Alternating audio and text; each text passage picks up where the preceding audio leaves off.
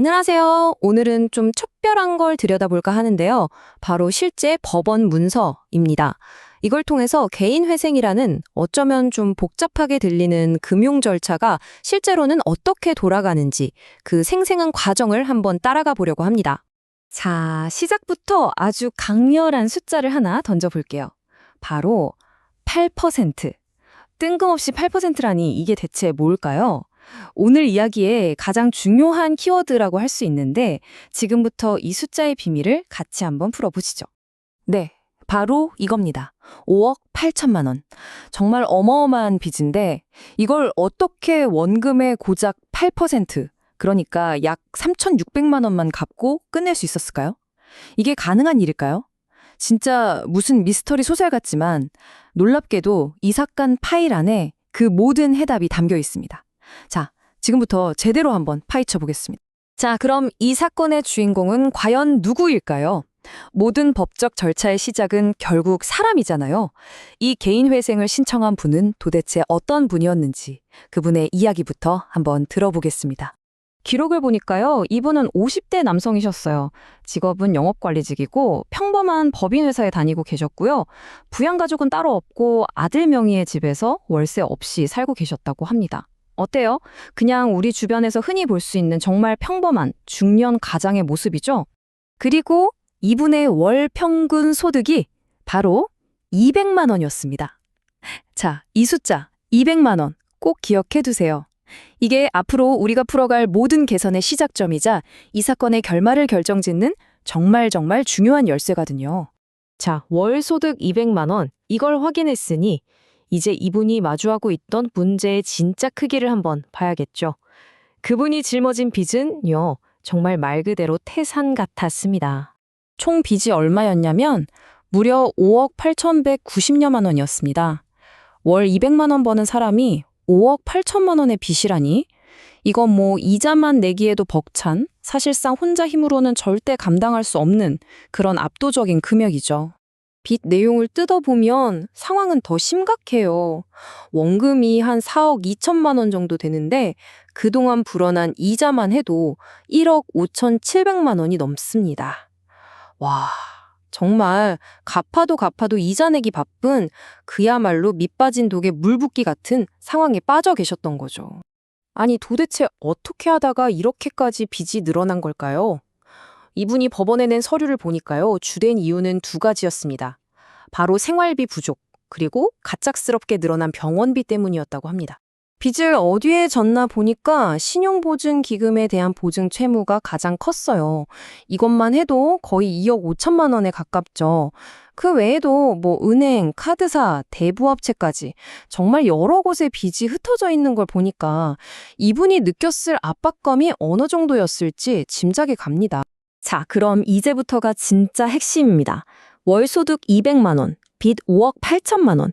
이 상황에서 법원은 도대체 어떻게 갚을 돈, 즉 변제금을 계산해냈을까요? 이게 되게 복잡해 보이지만 사실 아주 명확하고 합리적인 계산 공식이 있습니다. 계산 방식은 생각보다 간단해요. 자, 보세요. 일단 월소득 200만 원에서 시작합니다.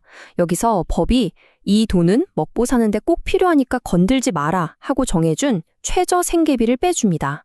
이분의 경우 1인 가구라서 약 100만 원 정도가 생계비로 인정됐어요. 그럼 200만 원 빼기 100만 원, 얼마가 남죠? 네, 100만 원이 남죠. 이게 바로 가용소득, 그러니까 순수하게 빚 갚는 데 쓸 수 있는 돈인 겁니다. 이 100만 원을 법에서 정한 기간, 보통 36개월, 즉 3년 동안 갚는 거예요. 그럼 100만 원 곱하기 36개월이니까 총 3,600만 원이 나오는 거죠. 근데 여기서 진짜 중요한 법적인 원칙이 하나 등장해요. 이름은 좀 어려운데 청산가치 보장의 원칙이라는 겁니다. 이게 뭐냐면 아주 쉽게 말해서 채권자 입장에서 생각해 보는 거예요. 이 사람을 그냥 파산시켜서 지금 가진 재산을 다 팔아치우는 거랑 3년 동안 빚을 갚게 하는 거랑 어느 쪽이 우리한테 더 이득이지? 이걸 따져보는 거죠. 만약 재산을 다 파는 게 더 이득이다. 그럼 법원은 이 회생 개혁을 허가해주지 않아요. 무조건 3년간 갚는 게 채권자에게 더 유리해야만 합니다. 자, 그럼 이분의 재산을 지금 당장 다 팔면 과연 얼마나 나올까요? 빚이 5억이 넘으니까 재산도 좀 있지 않을까 싶잖아요. 근데 놀라지 마세요. 그 가치가 고작 57만 원이었습니다. 네, 57만 원이요. 이게 주로 보험 해약하면 받을 수 있는 돈이었는데 법적으로 압류할 수 없는 최소한의 재산을 빼고 나니까 딱 이만큼만 남은 거예요. 자, 이제 모든 퍼즐이 맞춰집니다. 이 표를 한번 보세요. 3년 동안 갚을 돈의 가치는 약 3,377만 원. 반면에 지금 당장 재산을 다 팔아봤자 채권자들이 나눠 가질 수 있는 돈은 고작 57만 원. 여러분이 채권자라면 어떤 선택을 하시겠어요? 당연히 3년 동안 돈을 받는 쪽이 훨씬 압도적으로 이득이죠. 바로 이겁니다. 이게 바로 빚의 8%밖에 못 갚는 계획인데도 법원이 오케이 합시다 하고 승인해 줄 수밖에 없었던 결정적인 이유인 거죠. 좋습니다. 이제 법원의 허가도 떨어졌어요. 그럼 앞으로 3년 동안 구체적으로 어떤 일들이 벌어질까요? 돈은 누구한테 먼저 가고 또 어떻게 나뉘는지 그 36개월간의 여정을 한번 따라가 보겠습니다. 이 36개월의 계획은 크게 두 파트로 나뉩니다. 먼저 첫 18개월, 그러니까 1년 반 동안은요, 가장 급한 불부터 끕니다. 밀린 세금이나 건강보험료, 국민연금 같은 법적으로 우선 갚아야 하는 빚들이 있거든요. 매달 버는 가용소득 1,000만 원은 전부 이쪽으로 먼저 들어가는 거죠.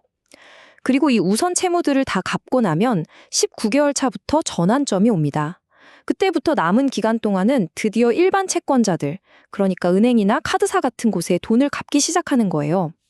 매달 1,000만 원을 각 채권자가 가진 빚의 비율에 따라서 아주 공평하게 나눠주는 거죠. 모든 게 이렇게 법이 정한 순서에 따라 착착 진행되는 겁니다.